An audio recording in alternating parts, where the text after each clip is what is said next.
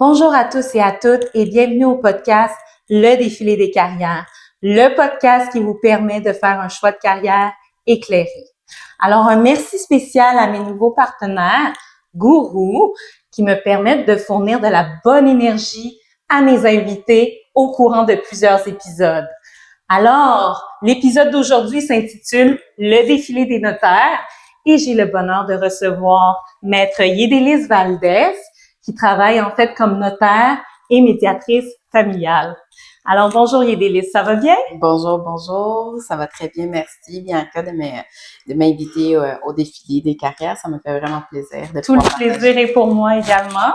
Donc, on va commencer ça avec une petite définition. Donc, dans tes mots, qu'est-ce qu'un ou une notaire? Mais un notaire, c'est tout d'abord un conseiller juridique. On est des professionnels du droit, on est des officiers publics, puis on est là pour fournir au public les informations, accompagner le public dans plusieurs événements de leur vie. Parfait, ça. Vous êtes également surnommés les juristes de l'entente.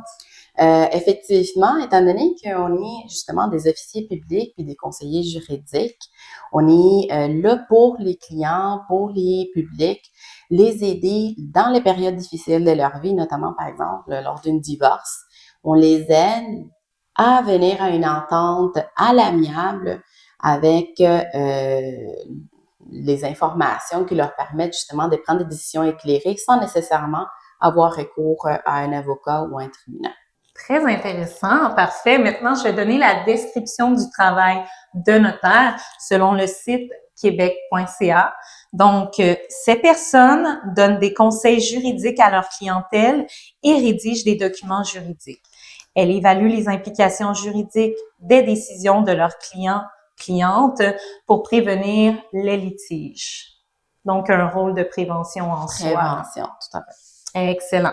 Maintenant, quels sont les services qu'offre un ou une notaire? Alors, on offre des services très, très, très variés, tout dépendamment dans quel secteur du droit qu'on pratique. Mais, général, lorsque on a une pratique traditionnelle qu'on appelle, c'est surtout des services en immobilier, donc achat, vente, refinancement des propriétés immobilières. On est aussi là lors de la préparation ou de la prévention au niveau du couple. Donc, les personnes qui sont en union de fait, qui sont pas mariées, viennent nous voir pour rédiger des ententes, des conventions entre conjoints. Les personnes qui vont se marier, ils viennent nous voir pour rédiger des contrats prénuptiales, donc des contrats en séparation des biens ou autres. Et on rédige aussi évidemment les testaments en prévision du décès qui va nous arriver à tous à un moment donné. Et aussi en prévision de l'inaptitude, on peut rédiger des mandats en cas d'inaptitude, par exemple. On est là pour accompagner aussi les couples qui sont en séparation pour venir à rédiger les ententes suite à cette séparation-là, tant pour la séparation des biens que pour la garde, les temps parentaux, comment ça va se passer avec les enfants. Donc, on vient les accompagner dans ces processus-là avant qu'ils puissent aller présenter une demande à la cour. Donc, on vient les accompagner là-dessus. Puis, on peut aussi, que ça, c'est pas très connu, en fait, je pense que les gens, ils pensent pas nécessairement quand ils pensent notaire, on vient les accompagner lors du mariage en tant que tel. Ah Donc, ouais, là, on ok. parle de divorce, on s'en va le mariage. Ouais. En fait, les notaires, il est un des professionnels qui est autorisé à marier les couples. C'est pas seulement au palais de justice, justement. Fait qu'on est par défaut des officiers publics, donc on peut marier. Très bonne information, merci. Ça clarifie un peu tout ça là, pour les services. Donc maintenant, on va y aller avec qu'est-ce qui t'a amené à choisir la profession de notaire? Ça a été vraiment un parcours atypique parce que je ne pensais pas nécessairement devenir notaire. Moi, j'aimais le droit, je voulais accompagner les gens, pouvoir aider les gens à comprendre les implications juridiques de leurs décisions, de prévenir et tout ça, mais je ne me voyais pas nécessairement comme avocat. Ça, j'ai jamais eu cette idée-là de que, que je m'en vais en droit parce que je veux être avocat. Tu voulais garder des portes ouvertes dans Oui. le milieu du droit sans C'est nécessairement ça. savoir Puis, où on me exactement. disait souvent, bon, ben le droit peut mener à tellement de choses. Ouais, c'est ça. Tu sais, un bac en droit, ça t'ouvre vraiment des portes Voilà. partout. Alors, j'avais commencé mon bac en droit, puis c'est en faisant mon bac que là, ben, j'avais des profs qui étaient notaires, des profs qui étaient avocats. Et mon intérêt, c'est parti du fait que moi, ce qui m'intéressait, c'était surtout le droit de la famille, le droit des personnes. Puis là, je me suis plus comme intéressée à ces milieux-là. J'ai fait un stage d'un jour avec un notaire. Bon. Ça, c'est une très bonne option là, pour clarifier c'est ça. ça. Puis là, je suis comme, oh, attends, un notaire, c'est pas juste un petit monsieur, une madame qui signe, puis on lui paye, là. Il y a comme tout le monde pense. Comme tout le monde pense, des fois, ils disent, on s'en va le notaire, on la voit une fois, puis tu sais, ça va coûter cher. Mais il y a tout un processus derrière ça, puis on accompagne beaucoup les gens. Et j'ai passé une journée avec un notaire, puis ça m'a donné la petite piqûre de, mais on peut faire du droit autrement. Voilà. Puis c'est comme ça que ça m'a intéressée. Puis j'ai continué là-dedans. J'ai commencé à prendre mes cours d'option au bac, plus dans les droits de la personne. Puis j'ai continué. Excellent. Donc, c'est toujours bien de faire de l'observation, écouter des podcasts, donc aller à des salons d'emploi, tout ça. Il faut vraiment aller consulter les professionnels puis les voir sur le terrain. Là, ça donne une très bonne idée. Donc, tout à fait. Très bien. Maintenant, quel a été ton parcours académique? Alors, moi, j'étais en sciences au cégep. J'ai fait on est allé au même cégep. C'est ça. On était en sciences. J'ai toujours été secondaire en tout ce qui est sciences et tout ça. Que j'ai continué en sciences, même si c'était pas...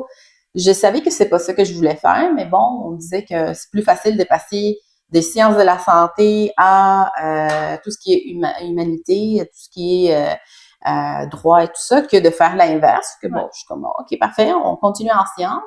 Puis vers la fin du cégep, là, j'étais comme, c'est sûr que je m'en vais pas en sciences, je veux pas être médecin, je veux pas être dans le milieu de la santé, ça m'intéresse pas. Et ça m'a toujours passionné le droit. Puis là, je suis comme, bon, ben, je m'en vais en droit. Vu que je venais des sciences, ça a été quand même facile de rentrer en droit. J'ai fait mon bac en droit à l'Université de Montréal. Puis, par la suite, comme je disais, mon intérêt pour le droit notarial s'est un peu développé. Puis là, je suis passée à faire ma maîtrise en droit notarial aussi à l'Université de Montréal pour devenir notaire. J'ai fait mon stage. Puis, c'est comme ça que j'ai cheminé vers le droit notarial. Donc, si on comprend bien, pour être notaire, il faut faire un bac en droit et ensuite de ça, il faut faire la maîtrise en droit notarial. Exact. Donc, maintenant, moi, je vais donner les universités qui offrent le programme. Donc, selon le site de québec.ca, cette discipline est offerte. Là, j'y vais avec le bac là, pour commencer.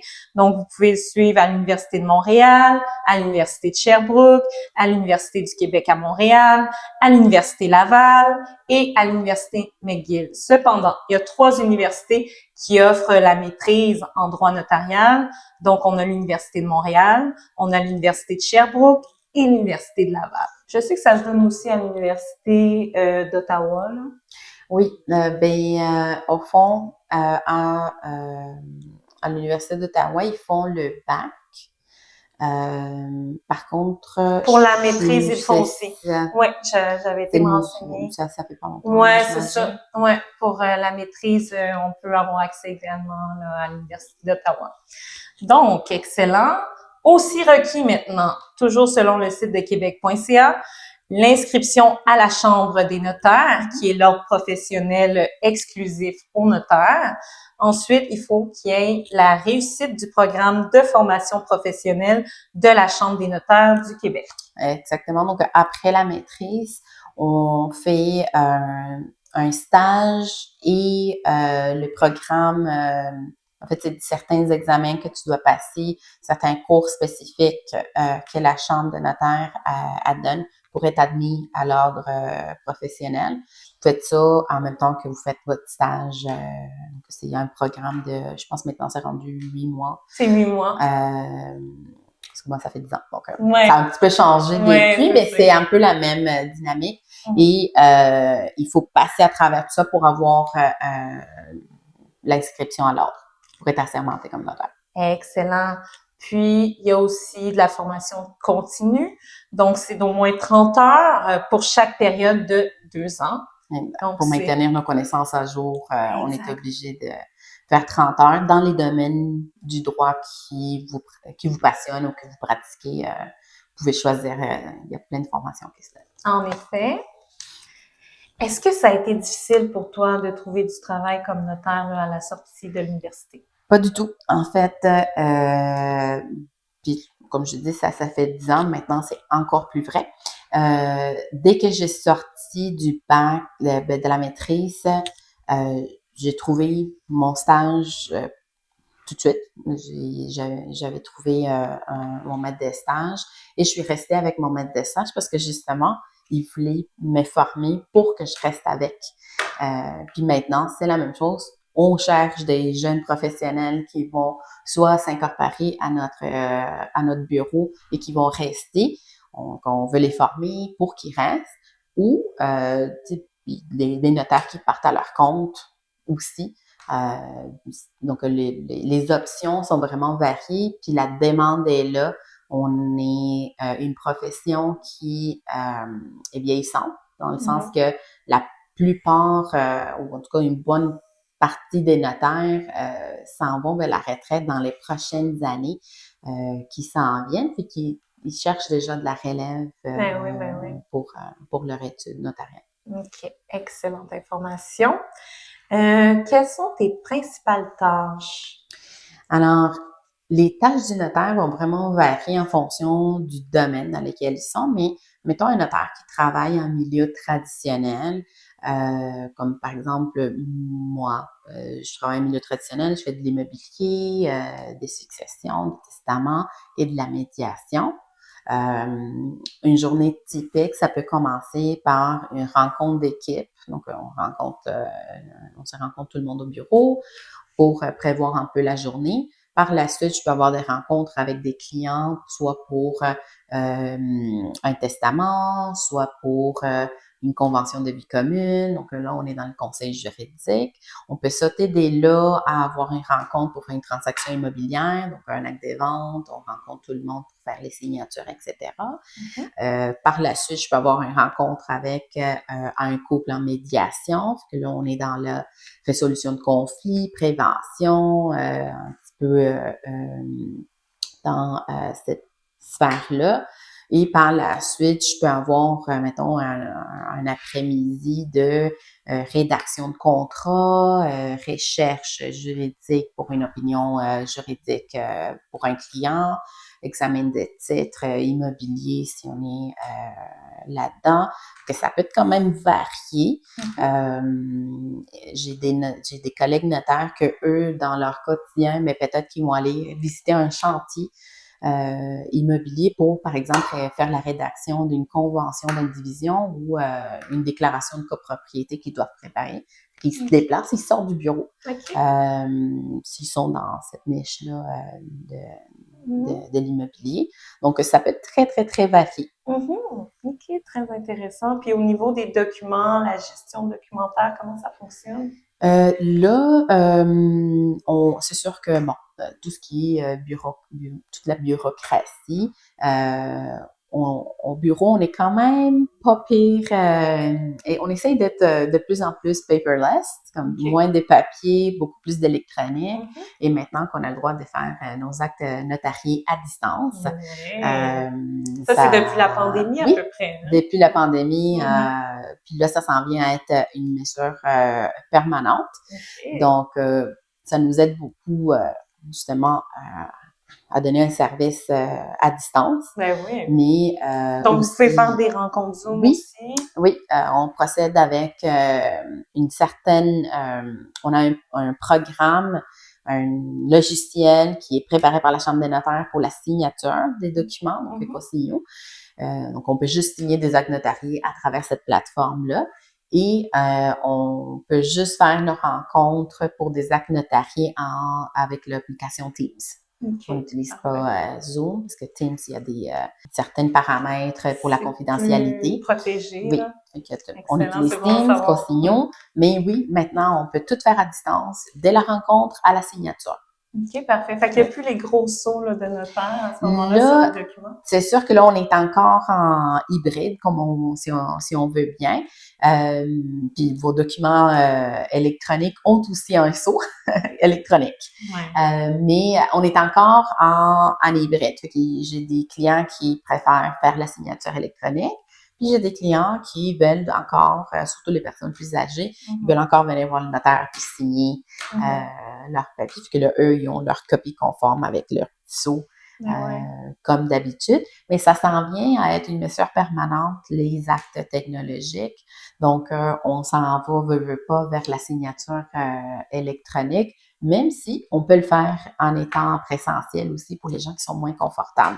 Donc, on va se rencontrer quand même, mais on va le signer électroniquement. OK.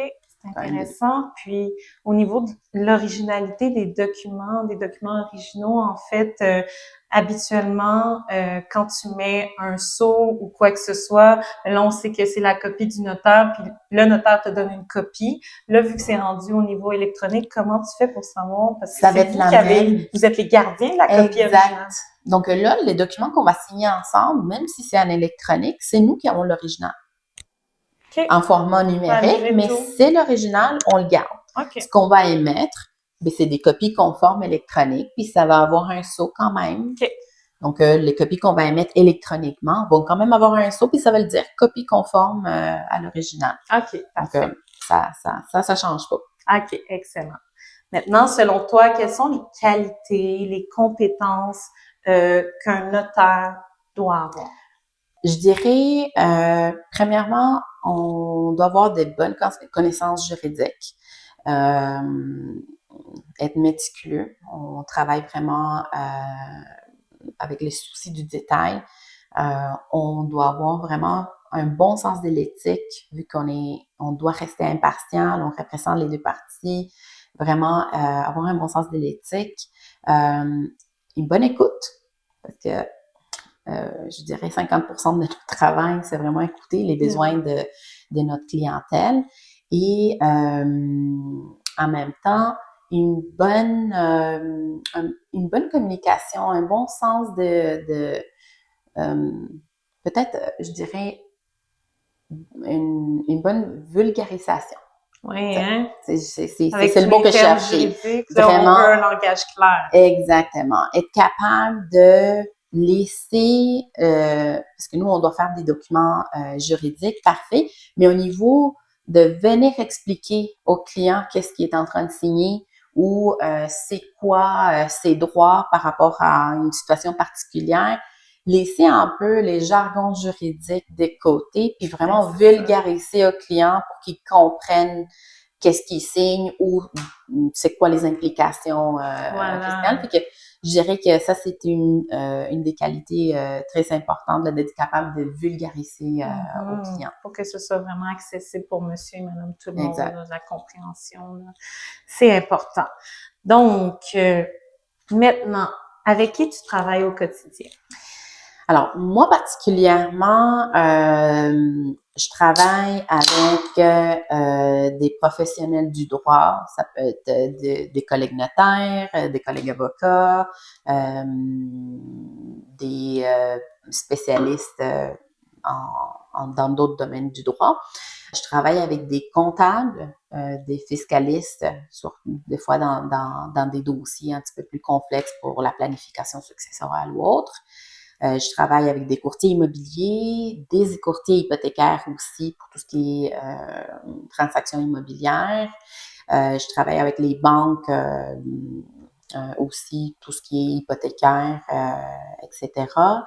Je peux travailler avec des compagnies, ça peut être des entreprises qui cherchent conseil juridique pour X ou Y, mais de mon côté, à moi, c'est surtout ma niche, c'est surtout avec des courtiers immobiliers, des courtiers hypothécaires, puis évidemment avec la clientèle, monsieur, madame, tout le monde, là, qui vient chercher un conseil juridique ou des transactions. Très bien. Donc, là, tu as dit monsieur et madame tout le monde. C'est ma prochaine question, le type de clientèle liée à ton travail. Donc, à part monsieur et madame tout le monde.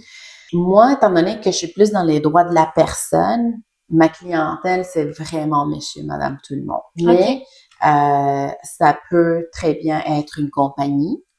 Ça peut être aussi, par exemple, certaines entités gouvernementales pour des transactions immobilières, tu sais, vente du contrôle de justice, des choses de même.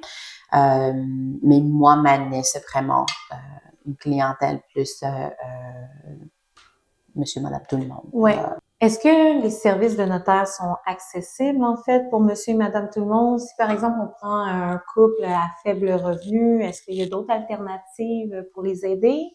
En fait, au niveau des services juridiques que le notaire offre, c'est sûr que il y a, dans certains cas, puis pour certains dossiers, si on veut, il y a l'aide juridique qui peut venir les aider. Par contre, c'est pas tous les notaires qui offrent les services pour les dossiers d'aide juridique, comme c'est pas tous les avocats qui prennent des dossiers d'aide juridique. Mais notamment, lorsque je pense à un couple que tu parlais qui se séparent, qui sont en train de se divorcer, bien, il y a les services, par exemple, de médiation qui sont offerts par le notaire médiateur et qui viennent, qui sont en fait subventionnés par le gouvernement. Donc, il existe des subventions à ce moment-là. C'est ça. Il existe des subventions pour la médiation familiale. Puis les clients, il a le droit à, en fait, 5 heures si vous avez des enfants, 3 heures si c'est un couple sans enfants, pour couvrir, en fait, au moins la base au niveau de la médiation, ou du moins les premières étapes. Lors de la séparation, vous pouvez venir voir un notaire médiateur qui va vous donner les renseignements, qui va pouvoir commencer un processus avec vous, et c'est subventionné par le gouvernement. Donc, il y a certains domaines là, comme ça. Mais c'est sûr que normalement, c'est le client qui paye les frais juridiques, qui sont normalement beaucoup moins chers d'aller en cours, par exemple. Ah, c'est de la bonne information! Ensuite de ça, quelles sont les différentes spécialités liées à ton domaine? On peut appeler ça comme tel, des spécialités? Oui, en fait, c'est le notaire, étant donné que on a comme une formation juridique comme telle, on peut se spécialiser dans plusieurs domaines du droit et tout dépendamment de ce qu'on veut ou dans quel domaine qu'on veut pratiquer, on peut aller se spécialiser pour aller chercher sa niche, si on veut.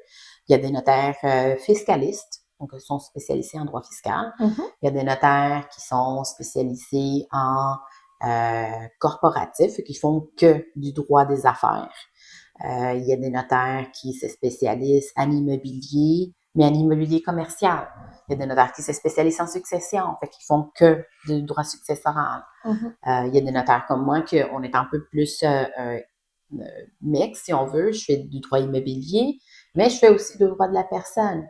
Je fais des transactions d'achat-vente, mais je rencontre des couples pour un divorce à l'amiable. Donc, c'est une pratique variée, mais quand même spécialisée dans tout ce qui touche le droit de la personne, si on veut. OK, parfait. Puis quand tu parles du droit de la personne, tu entends quoi? Du droit de la personne, ça englobe les successions, donc du droit successoral. On vient accompagner les personnes en cas de décès, donc la famille en cas de décès. On rédige le testament, les mandats d'inaptitude, et on peut aussi accompagner les personnes, les couples, par exemple, en cas de divorce. Donc, tout ce qui touche vraiment, de près ou de loin, la personne en tant que telle. Donc, excellent! Quelles sont les principales différences entre un avocat et un notaire? Une des plus grandes différences, en fait, c'est que l'avocat, normalement, il représente une partie.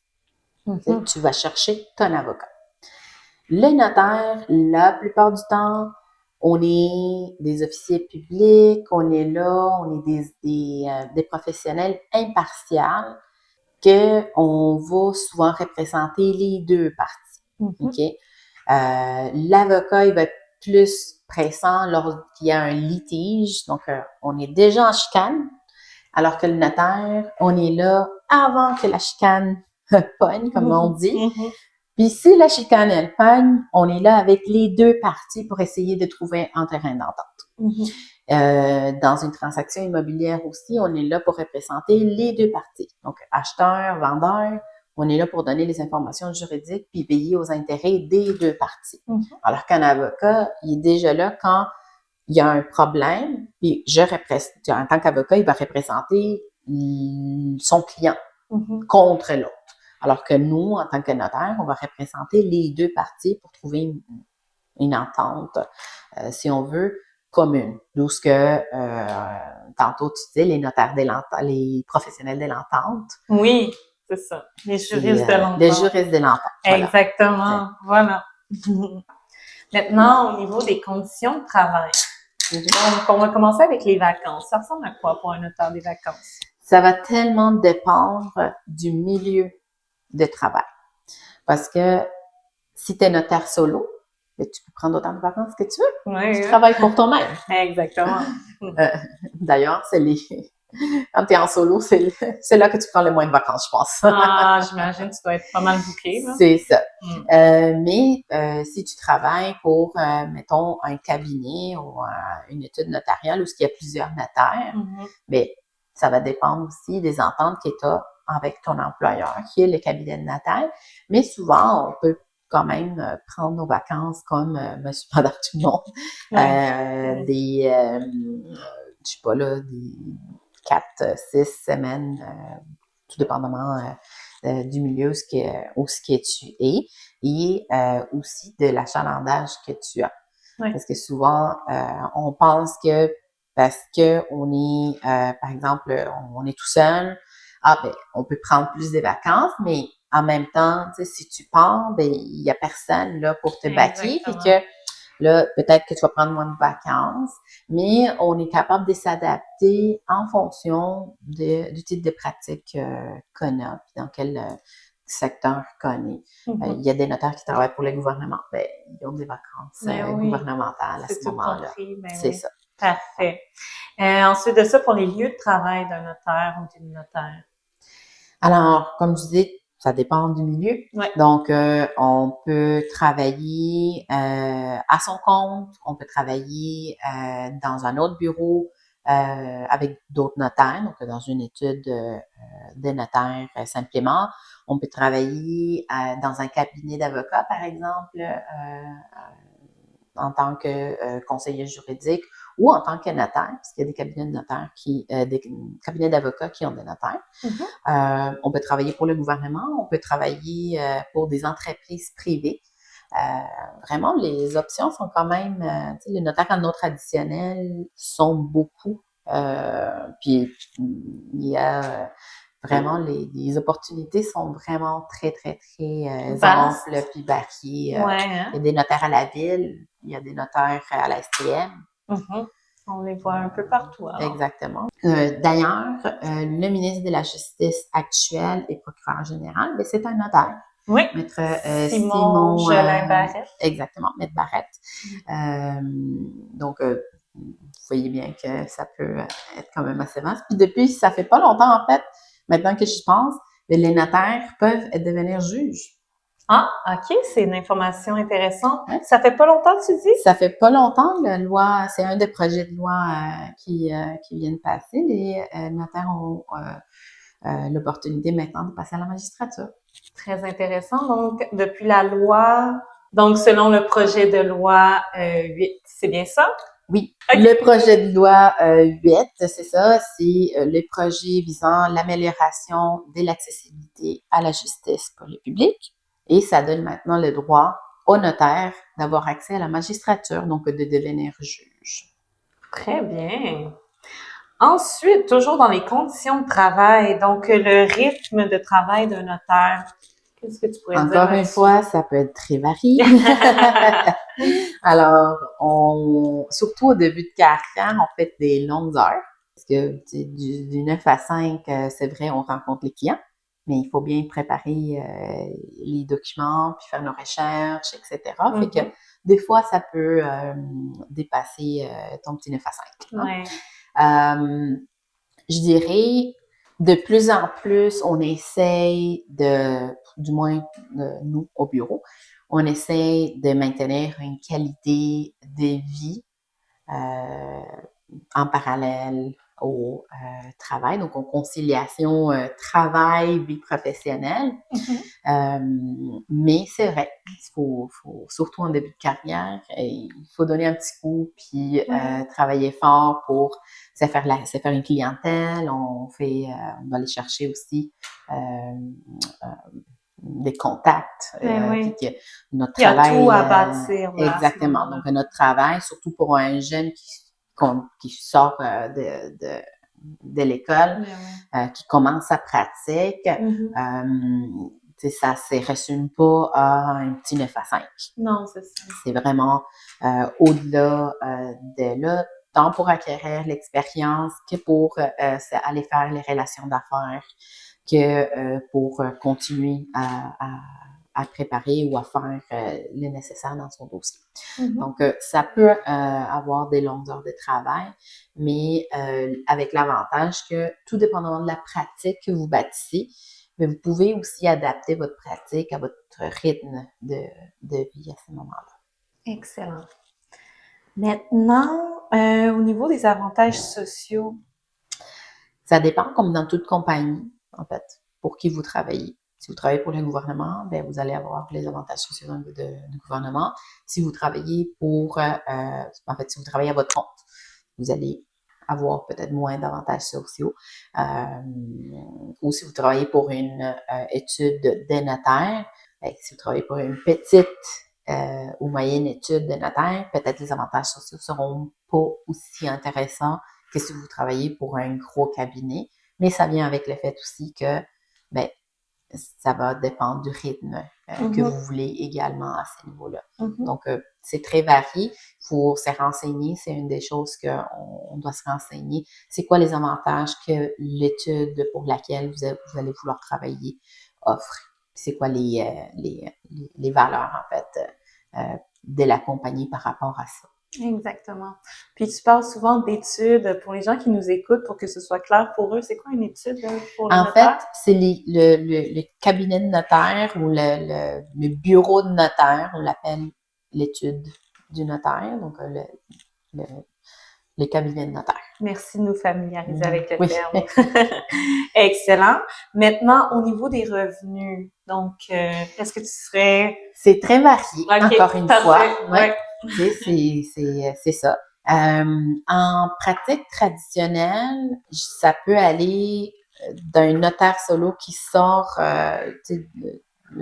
puis c'est pas à son compte, ça peut aller de 40 000. Un notaire qui a de l'expérience, puis il a une spécialité, puis il y a un cabinet, puis il y a des notaires qui travaillent pour lui, ça peut être plus que 100 000 facile. Donc, ça va, il y a une gradation. Puis il y a une grande marge, tout dépendamment c'est quoi, dans quel milieu, c'est quoi la structure, c'est quoi votre spécialité, c'est quoi votre expérience aussi. Fait que c'est très varié, mais je dirais qu'avec les années, ça devrait augmenter au fur et à mesure, là, certainement.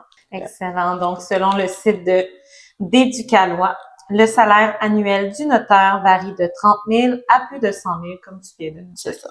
Parfait. Maintenant, qu'est-ce que les frais de notaire? Est-ce que tu pourrais nous en parler davantage? Alors, ce qu'on appelle les frais de notaire, c'est ce que on paye au notaire pour effectuer le mandat ou ce que vous lui mandatez de faire. Je dirais, par exemple, dans une transaction immobilière. ce qui est normalement le plus connu pour les gens. Dans une transaction immobilière, l'acheteur a des frais de notaire, mais le vendeur a aussi des frais de notaire qui sont différents. L'acheteur, il paye le notaire des honoraires plus les déboursés. Donc, qu'est-ce que le notaire doit payer à des tierces parties pour pouvoir effectuer le travail qu'il doit faire. Donc, mettons, pour une transaction immobilière, si le notaire, il charge en honoraire 1200 ou 1500, ça, c'est juste des honoraires. À ça, il faut rajouter les frais d'enregistrement. Donc, qu'est-ce qu'on paye au gouvernement pour enregistrer l'acte de vente, l'acte d'hypothèque, etc. Les frais pour, par exemple, obtenir les instructions hypothécaires. On a des frais pour aller obtenir les instructions hypothécaires de la banque au terme de la plateforme immobilière. Mais ça aussi, c'est des frais qui sont ajoutés aux honoraires. Donc, c'est pas de l'argent qui va dans notre poche, c'est de l'argent qu'on doit payer à des tiers pour pouvoir faire notre travail. Du côté du vendeur, souvent, on a cette mentalité-là que c'est le notaire qui paye, c'est l'acheteur qui paye le notaire. Mais en fait, le vendeur, lui, il a aussi des frais au niveau d'une transaction immobilière parce que le vendeur, s'il a une hypothèque sur la maison, on doit aller enlever cette hypothèque-là. Puis c'est le vendeur qui va payer ces frais-là, les frais de quittance qu'on appelle. Mais à ça, on s'est rajouté les frais que le notaire doit payer pour enregistrer cette quittance-là, les frais que le notaire doit payer, par exemple, à la ville pour aller obtenir un relevé de taxes. Puis c'est des frais que le notaire doit payer à des tiers, encore une fois, pour pouvoir exercer les vérifications ou le travail qu'il faut faire. Donc, il faut attendre à ça.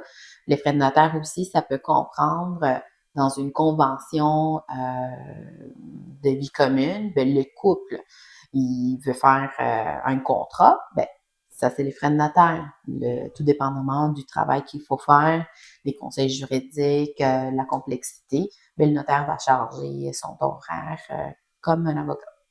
Excellent! Maintenant, est-ce que tu pourrais me donner des exemples de documents importants que le notaire a le droit de produire? Alors, le notaire, c'est le seul juriste qui peut faire des hypothèques. Donc, vous ne pouvez pas signer une hypothèque avec un avocat, c'est seulement le notaire. Donc, les hypothèques, on peut rédiger des actes de vente, en fait.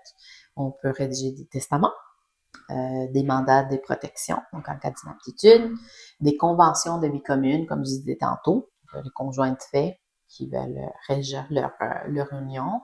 Dans les cas d'un divorce, par exemple, on va préparer les conventions, pas les conventions. Dans un divorce, on va préparer les projets d'accord, donc quand c'est un divorce à l'amiable, les ententes du couple. On va les rédiger dans un projet d'accord qu'on va présenter à la cour par la suite. Puis en fait, plein d'autres contrats, en fait, tous les contrats que vous pouvez penser, tout dépendamment le service, ça peut être fait par un notaire. Qu'est-ce que signifient des documents authentiques? Alors, un document authentique, c'est un document qui a été fait par un notaire ou authentifié par un notaire. Ce qui veut dire, c'est que nous, en tant qu'officier public, on vient, avec notre signature, on vient dire, ceci, c'est un document qui a été, par exemple, signé devant moi ou rédigé par moi, et voici, c'est une copie authentique de ces documents-là. Donc, si vous signez votre acte de vente, une simple copie n'a pas de valeur juridique en tant que telle, alors que la copie signée par le notaire, donc qui dit copie conforme à l'original, mais ça a valeur juridique parce que le notaire vient authentifier que c'est vraiment le document qui a été signé entre les parties ou copie de ces documents-là. Pour les clients, des fois, ils viennent nous voir avec, par exemple, une déclaration solennelle qu'ils doivent signer. Puis ça doit être signé devant un notaire. Donc, nous, notre signature vient dire que, voilà, la personne a déclaré ça devant moi et j'ai pris son serment professionnel comme quoi ce qu'il a dit, c'est vrai. Donc, ça a une valeur juridique. On vient authentifier la signature de la personne et dans certains cas aussi, on vient valider certaines informations dans certains documents. Par exemple, ça me vient à la tête un document de confirmation que la personne ne s'est jamais mariée. C'est un document de célibat, si on veut. Des fois, ils veulent se marier à l'étranger, puis ils demandent ça. On va faire notre recherche au registre civil, puis là, le client va déclarer devant nous qu'il ne s'est jamais marié, puis on va venir dire oui, c'est vrai, il ne s'est jamais marié au Québec. Donc, on vient authentifier des documents de cette façon-là. Très bonne information. Maintenant, est-ce qu'il y a un code vestimentaire pour un notaire? Est-ce qu'on est toujours en veston et puis vraiment... Bon, la preuve que non. C'est bon.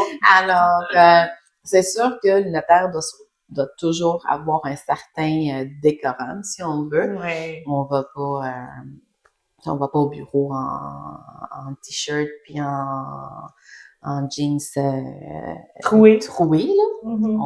Ouais.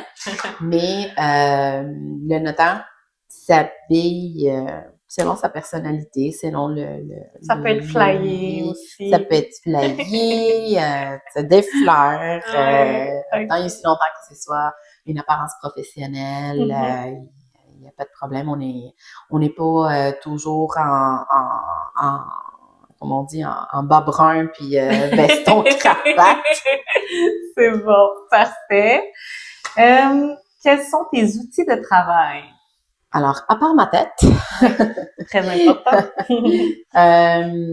Tout ce qui est bureau, tout outil de bureau, donc ordi, imprimante, scanner, tout ce qui est documents et tout ça, et tous les logiciels nécessaires là, pour notre gestion d'études et gestion de dossiers, etc. Voilà, c'est pas mal. Excellent. Qu'est-ce que tu aimes le plus de ton travail? Ce que j'aime le plus, c'est vraiment le contact avec les clients. Pouvoir être là dans les moments souvent les plus heureux et les plus difficiles en même temps. Oui. Parce que quand tu es dans la vie de tes clients pour un mariage, c'est un événement super le fun. Ouais. Ensuite, tu es là quand ils achètent leur première maison, c'est le fun. Mais tu es là aussi pour les accompagner à faire leur testament. Ouais. Et souvent, tu es là lorsqu'il y a quelqu'un de la famille qui décède, que tu les accompagnes aussi dans leur deuil, puis dans ces processus-là. Tu es aussi là lorsque le couple se sépare. Tu es là lorsqu'ils créent une entreprise, puis ils viennent te voir pour faire les conventions de ces nouveaux projets-là. Que tu es là un petit peu partout. Dans des événements clés de vie. Exactement. Et au fil des ans, lorsque tu crées des liens avec ta clientèle et qu'ils reviennent te voir, c'est comme, ça devient un peu comme, on devient un peu partie de la famille. Ouais. D'ailleurs, notre logo, si on veut, au bureau, c'est votre famille juridique. Ouais. C'est parce que ça devient ça, on devient partie de la famille. C'est à nous qui vont penser quand il y a un problème juridique ou quand ils doivent faire un pas important, comme par exemple l'achat d'une maison. Puis que c'est ça qui est le fun, c'est de pouvoir aider les gens dans tous ces moments clés-là. Oui, donc tu aimes beaucoup la relation d'aide là, à ce moment-là, le contact humain, partager vraiment des événements qui sont importants dans la vie des gens. Maintenant, ce que tu aimes le moins? C'est stressant quand même. On gère beaucoup de projets à la fois. On a une très grande responsabilité, tant professionnelle que au niveau des clients. On veut bien les conseiller. C'est sûr que ça prend un travail et un effort derrière ça pour bien faire notre travail. Ouais. Puis aussi, des fois, c'est pas toujours évident d'expliquer aux gens ce qu'on fait. OK. C'est méconnu C'est un peu. méconnu, c'est mal C'est un- compris du public. C'est ça. De plus en plus, avec la participation de la Chambre des notaires, tout ça, ils font des annonces juste pour montrer au public qu'est-ce que le notaire il peut faire, Ben oui, c'est très c'est quoi pertinent. le rôle du notaire, puis que de plus en plus, les gens commencent à comprendre un peu plus c'est quoi notre rôle. Mhm. Avec le défilé Euh, des carrières aussi, oui, ça va être oui, très bien. c'était une très bonne initiative. C'est pour ça que j'ai bien aimé quand tu m'as invitée. Fait que c'est ça tu sais, ce que je dirais bon, que j'aime moins, si on veut, là. Oui, je comprends. Puis surtout, des fois aussi, il y a beaucoup de tout ce qui est bureaucratie, si on veut, Ouais, derrière le le travail service. administratif, C'est là. ça, c'est plus ça que j'aime le moins Ouais. au niveau de la pratique, mais euh, bon, ça fait partie du jeu, si on veut. Ouais. Mais c'est cette partie-là, moi, que j'aime le moins, là, le côté administratif. Parfait. Maintenant, quelles sont les contraintes, les inconvénients liés à ton travail? Comme je disais tantôt, on a une grande responsabilité professionnelle. Tu sais, un peu, on joue, on rit entre nous, entre les notaires. C'est toute la faute du notaire. Ouais, Hein? OK, je comprends. Dès qu'il y a quelque chose qui va pas, Ouais, ben c'est la faute du notaire, même ouais. si c'est pas le cas. Mais on a les épaules très larges Ouais, au niveau des transactions, sur les transactions immobilières. ouais. Mais contraintes comme telles, inconvénients, je dirais ça, là, toute la partie Est-ce qu'il y a des risques de administrative. poursuite? Oui, oui, tout à fait. Ouais, donc ça C'est en là fait que ce que je partie. disais, justement, la responsabilité professionnelle, c'est des, un des points que je dirais, c'est ouf. Ouais, Faut faire attention. Mais en même temps, exact. je dis que, bon, mais si tu fais ton travail comme il faut, tu fais tes vérifications diligentes comme il faut et tu as une pratique en bonne et due forme, puis normalement, ça devrait pas ça devrait pas arriver souvent, mais quand même, on est des êtres humains. Fait que, C'est des ça. fois, il peut y avoir des erreurs. On peut commettre des erreurs, là, Mhm. certainement. Mhm. Puis, on a des assurances professionnelles pour ça. Mais en général, le notaire, c'est souvent le premier à être poursuivi lorsque quelque chose ne va pas parce qu'on Ouais. s'attend à ce on ait fait notre travail diligemment. Oui, exactement. Et d'ailleurs, une des exigences, en fait, de la Chambre des notaires, c'est justement le fait que le notaire doit agir de manière diligente, le notaire doit aussi exercer son devoir de conseil. Mhm. Et c'est pas parce que ton client il te dit je veux faire ça que toi t'es comme ok c'est lui qui voulait faire ça. Non non, il faut que tu expliques à ton client c'est quoi les conséquences, c'est quoi les implications, puis en fonction de qu'est-ce qu'il veut faire, ben en tant que notaire, soit tu le fais puis tu lui dis les implications et tout ça, voilà, ou tout simplement des fois on va devoir refuser d'agir, on va devoir refuser le mandat lorsque ce que les clients nous demandent et soit contraire à l'ordre public ou ne fait aucun sens. Oui, exactement. Parfait. Donc, vous avez toujours des explications à fournir à la clientèle pour qu'ils comprennent bien, en fait, dans quoi Oui, ils s'engagent ou quoi que ce soit. toujours, devoir de conseil, c'est un des points les plus importants Mhm. dans notre profession. On est là pour ça, Oui, dans exactement. vraiment expliquer aux clients dans quoi qu'ils s'embarquent, donner les possibles, si on veut, les possibles répercussions que cette décision pourrait prendre ou tout simplement les aider à avoir d'autres options aussi. Mhm. Au niveau juridique, des fois, les gens, ils savent pas nécessairement qu'il y a d'autres options. Ouais, c'est ça. Donc, vous donnez des bonnes ressources pour la Ça, clientèle. ça aussi. Puis de savoir aussi les référer à d'autres professionnels lorsque ça dépasse notre champ de compétences, tout simplement. Mhm. Très bien. Maintenant, quelles sont les valeurs que tu partages avec la profession? Comme je disais tantôt, on devient comme partie de la famille de nos clients. Fait que pour moi, c'est important de créer des liens avec mes clients. Fait que en tant que notaire, ben, c'est déjà mon quotidien, c'est ça. De créer des liens de confiance avec les clients. On veut être là pour les aider. Fait que vraiment éthique, on est on a notre devoir d'impartialité, on est là pour aider, pour prévenir, pour accompagner. Donc, c'est toutes des valeurs là, qu'on on, on partage là, pas mal avec. Excellent.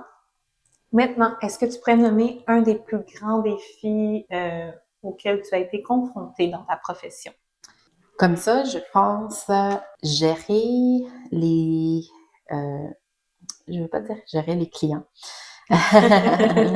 Mais des fois, tu sais. Mais On peut se dire les vraies affaires. Bon. gérer les attentes des clients, oui. OK. OK. Bon. C'est pas bon. gérer les clients, mais Oui. gérer les attentes des clients. C'est bon. Parce que souvent, on arrive mettons, je prends par exemple en médiation, les couples, ils viennent devant nous pour qu'on règle leurs problèmes. Ouais. Là, il faut un des plus grands défis pour moi lorsque j'ai commencé en tant que médiatrice, c'était justement de faire comprendre aux clients c'est quoi mon rôle.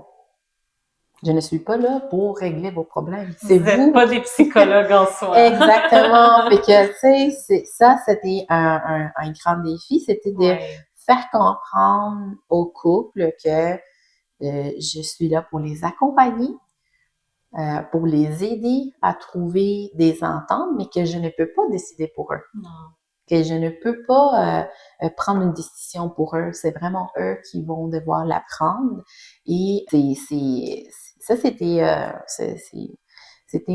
un grand défi pour moi parce que en tant que notaire, souvent, c'est l'inverse. Moi, je suis là pour chercher une solution à ton problème juridique. Mm-hmm.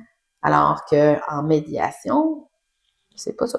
Fait que, tu sais, je change de chapeau. Fait que ça, c'était quand même un grand défi, mais un beau défi. Mm-hmm. C'est une nouvelle perspective. Mm-hmm. Fait que ça, c'est un d'entre eux. Puis aussi, un autre défi, dépasser, tu sais, d'accompagner souvent les clients dans des périodes difficiles.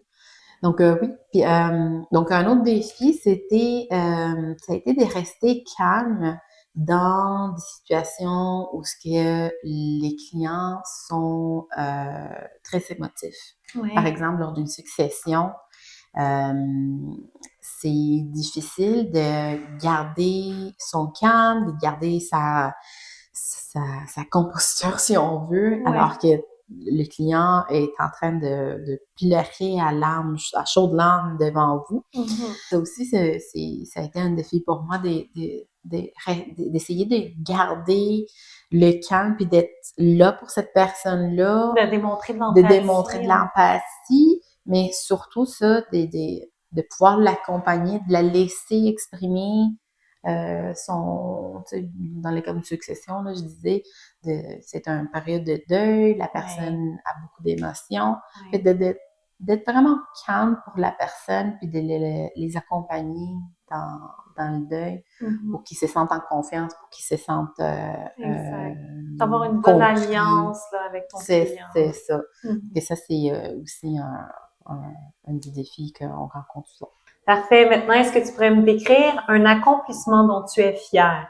En fait, moi, je dis que chaque dossier, chaque transaction, chaque client content, c'est un accomplissement. Oui, en effet. Mais, ça me fait penser lorsque, par exemple, j'ai une transaction immobilière, par exemple, qui a été difficile entre acheteurs, vendeurs, par exemple, puis que on réussit justement en accompagnant les deux parties ensemble, on réussit justement à signer cette transaction-là à temps pour que les parties puissent continuer. Ça, c'est toujours un bel accomplissement. Ouais. Aussi, du côté, par exemple, en médiation, il n'y a rien de plus beau que d'arriver à la dernière journée de la médiation puis dire « Voici vos ententes après X nombre de rencontres, on a réussi. Ouais. » Puis, il n'y a personne qui est allé à la cour, il n'y a personne qui... je ne veux pas dire qu'il s'est pas chicané parce qu'on se chicane en médiation. C'est la réalité, Mais ouais. on les a aidés à traverser Cette période cette difficile. période difficile-là, puis on est arrivé à une entente. Ça, c'est toujours très satisfaisant là, en tant que médiateur de voir que, bon, ben, tu as réussi à convertir peut-être une période tumultueuse dans le couple. Ben, tu as réussi à convertir ça en une entente.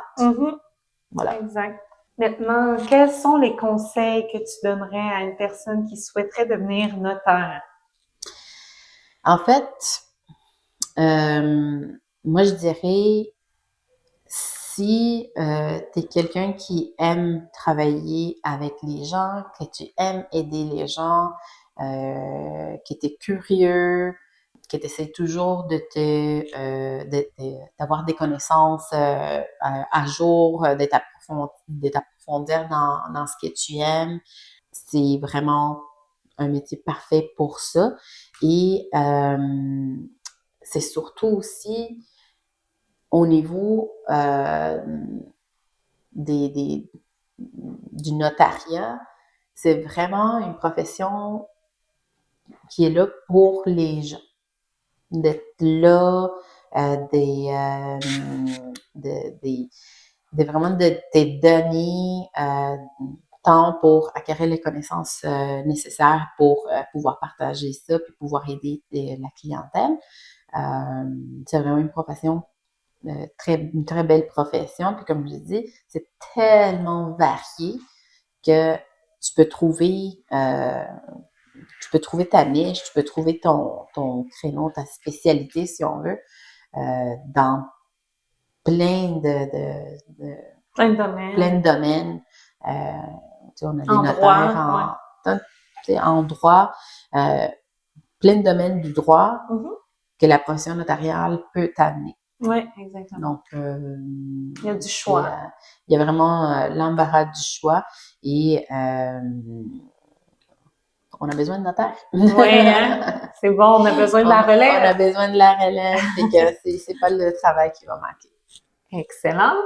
Et pour terminer, donc, est-ce que tu voudrais peut-être faire la promotion de ton cabinet ou de tes réseaux sociaux ou toutes ces réponses? En fait, notre bureau, c'est Bourassa Notaire. Notre Instagram, c'est Bourassa Notaire avec un S à la fin. Vous pouvez certainement nous suivre.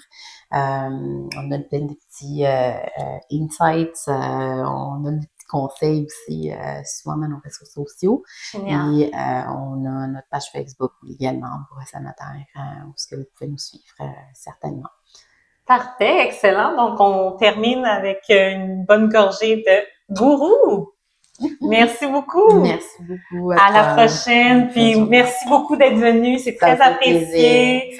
On a pu démystifier la profession de notaire qui est souvent incomprise, on pourrait dire. Oui, là. Certainement, parce que premièrement, on rencontre pas des notaires tous les jours. Non, exactement. Et on on n'entend pas nécessairement parler souvent, à moins que tu aies une transaction à faire avec un notaire. Mais maintenant, vous le savez, le notaire, c'est pas juste un immobilier. Exactement. On est content. On espère que vous en avez appris davantage. Donc, à la prochaine. Merci.